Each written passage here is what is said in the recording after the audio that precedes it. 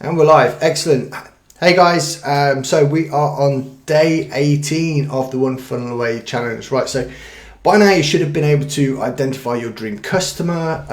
You should have the result that you want them to achieve, also the framework you're going to use to help them get, right? So to get to that dream result that you want. You should be able to break that down into sub-frameworks, including offer, the order bump, the OTO1, and also the OTO2. And you should also now have all the tech side of the funnel set up. If not, then go back to yesterday's live, right, which I did right there in the group for you guys as well. There is a checklist on that so that you can go through and make sure you get every little bit done. And if there's any other problems, you know what to do. You just need to ask me and I'll help you out. Right, so here we go. So now we get to start thinking about how we get traffic to the offer. And in particular, we want to use storytelling to help our audience identify with us so they can keep coming back for more. Okay, right. Now, one of the things that Russell talked about was the epiphany story. Now, this is about when you suddenly realize what you're doing is what you really wanted to do for the rest of your life and the story behind it. Okay, so what happened to start your journey to where you are today? Just think about that for a second. Now, one of the main problems is that we, along this journey, right, we pick up all this techno babble, right? But people don't actually buy because of that. They buy because of the story behind it. I mean, I could talk about funnels and the way that you connect it up and how super cool it is. And in fact, it's going to do this, it's going to do that, blah, blah, blah, blah. But think back to why you got involved in what you're doing now. Because all the techno babble is the number one reason why people don't buy it, okay? They're going to be able to figure out all the logical reasons for themselves. Simple stuff, right? Now, the structure of the story actually doesn't change. In fact, we can see it in every movie or TV show we watch. And Russell gave a couple of examples there. It was like Star Wars and also, what was it now? Cars. Yeah, Cars, the movie. That was it. So it always starts with the hero, and the hero starts out in an ordinary world, and we call this section the backstory. And then we go through what their desires are. The external desires is what they want for themselves, and the internal is the reasons why. And this is the core thing. This is the thing that's really going to connect with people, and this is what's going to make them more likely to come with you on that journey as well, because that's kind of it. You know, people don't want to know really like, oh, I'm amazing, I've got this and that and not the other, right? Okay, that's fine for doing lifestyle stuff, but and the whole attraction marketing stuff, but people are going to identify with the journey, and they're going to identify with you who you were when you started out, and that's one of the most important things, right? So we'll go through this hero's journey, right? So the hero always has to leave their ordinary world, right? But you know, in most cases they refuse to go to, you know, they refuse to, you know, like Luke Skywalker, he had chores, he had things to do at home and all this sort of stuff, right? Yeah, but then he met this guide, and Obi-Wan, who said he was destined for more stuff, and he has to go and fight, you know, for the universe and everything cool like that, right? So and then they get the idea, and this normally comes, like I said, from a guide. That's in Luke's, you know, case it was Ben Kenobi, and just gives them the new opportunity, something different to what they might have tried before. Okay, so Luke had a dream. He wanted to, you know, go into this, that, and the other. He wanted to be, you know, a pilot and everything, but you know, he just couldn't quite get there. So Ben was able to give him a different path. He was able to show him how he could get there and all that good stuff, right? Which is the framework that we used to get to the result that we wanted the customer to get, right? So that's how it was. And along the way, you have to mention the problems and the struggles that you might have had as well. And the journey is really kind of like a transformation. So who did you end up being different to what you started to get that result? And that's something that's, you know, super important to everybody, I think. And that is what people care about. So rather than the actual result, they care about the story. They identify with the story, and this is why we tell a story. Okay, so that being said, I guess I should I should go into the point now where I tell my story, I guess. So, gosh, where to begin? And this is difficult for me, really. And yes, I'm doing this on my podcast. For you guys that don't know in the group, I'm actually recording my podcast right now. But I'm also doing it to you guys live in the group as well. So is it okay if I tell my story? Okay. So I started out, right. So I'm mid 40s now. I'm actually I'm divorced.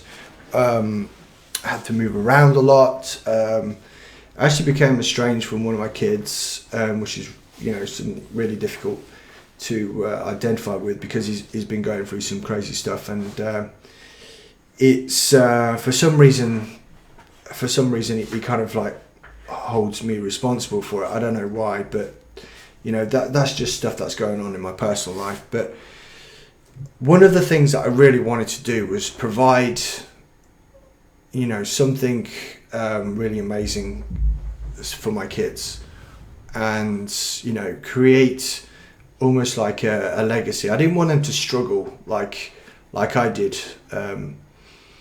when I first started out in work, because I did okay at school. I went to university. I really didn't do that great at university. I found myself distracted very easily. As a teenager, 18, 19, it was very easy to get distracted into all sorts of stuff. And but I always had this like dream. I always thought, I'm going to build something with myself. I want to make my life on my own terms. I want to be able to, I want to be able to have a ton of money in the bank. I wanted to have this and I wanted to have that. But that's okay, because everybody does. Everybody thinks that way. Everybody wants, to have oodles of money in the bank and not have to worry about that. But the main reason why, I guess, is because as I had my kids, it was so that they didn't struggle, and I didn't want to be that deadbeat dad who couldn't afford to have this or that or the other. And I remember growing up, it was my dad and my parents in particular have been amazing for me. They really have. And you get paid once a month, and I would always get to go down to the store and pick one thing out, right, as a toy or something like that. And that was something that I really looked forward to. And just being able to do something like that for my own kids, even now, would be amazing. I'd love to be in a position where I could, if one of them really needed something, and it wasn't just like an entitlement thing. It's like, oh, Dad, I need this, and they just want it because they want it. It was kind of like, if they really needed it, if it was something like desperate, and all of a sudden they found themselves and they thought, okay, right, well, they had to have a car to drive to work or do something like that. I always wanted to be in that position where I could say, yes, I can help you with that. I'm here. But it's not always been the case. And the last few years have been really difficult. So I figured out that even though I was working for myself, right, I had a window blinds company which ran for many years. Even though I had that, I was still limited. The work that I did was very time restrictive. So I had to go to work to get the money. It was simple as that. There was only so many hours during the day that you could actually do that. So what I found was when I first started looking at affiliate marketing, I found that I could do the work and get something in, and and achieve, make sales and stuff like that. And especially like in certain ways of affiliate marketing where you've got like a product which requires a monthly fee, I would get paid repeatedly for that. And that kind of thought, this is how I leverage my time. This is how I don't have to like work continuously to keep getting the sales repeatedly over and over and over and over again. And I thought, that is something that's really attractive. So that's the thing that I started. That is the route that I took. I thought, I'm going to go for something which gives me an income. I can achieve it once and I keep getting paid for it, right? Achieve that sale, keep getting paid for it. So the plan was to kind of like focus on those passive income sources. So focus on stuff like email automation software that anyone in the affiliate marketing world would need, because they want to grow a list and they need this stuff. So I thought, okay, right, well, that's something I can do. And the same with in fact, building a list in the first place. Well, what do they need to build a list? They need something like a sales funnel platform, which is like Clickfunnels, which is like what I get involved with in the first place. And I thought, yes, I can do that. And what I found was that it just wasn't as simple as that. The circles that I was moving in at the time, the Facebook groups, people who already had a Clickfunnels account, or they had tried it, they didn't like it, or for some reason they stopped paying for it, and whatever it was. So it became much more difficult. But the real difference for me was that the shift that I had to make was to stop thinking about my own income. That was the hardest bit. I had to stop thinking about how much money I was trying to make, and then start focusing on the results that I could get other people. And about 2 years ago it was that I started doing this, and I thought, do you know what? I'm just gonna be that guy. I'm gonna be the guy that helps others. I'm going to focus 80% of my efforts on helping other people without asking for anything in return. And what was crazy was that, I would be on, direct messages with people. I would answer people in groups and all that stuff. I mean, I must have had hundreds, if not thousands, of conversations with people via direct message. I must have had, hundreds of even like Zoom calls or telephone calls with people just to help them. They're struggling with this. That's fine. I'm here. I can do that. I can help you with this. Right? That was the mentality that I gave. And what was amazing was that the people always see about audience and stuff like that, and people started, I don't know if it was the right word as respect, but they started thinking, Paul's a good guy because he helped me with this or helped me with that. And I was starting getting these testimonials through. I mean, there was a guy that who was a Shopify expert, right? And he was doing really well with drop shipping, but he didn't have, he was doing a YouTube channel, he had a Facebook group, but neither of which were doing that great. And I thought, okay, right, well, I know how to rank YouTube videos. I know how he can optimize his profile to get more people into his group. So I went through all this with him over and over and over again. And then I said to him, look, you're doing that well with this, you should create a course. Why not create a course? And he was like, I don't know, I don't really want to do a course, it's not really me. Incredibly introverted, right? Long story short, he's done a course. He's extremely successful with it. His YouTube channel has literally blew up. He's getting like millions of views now each year.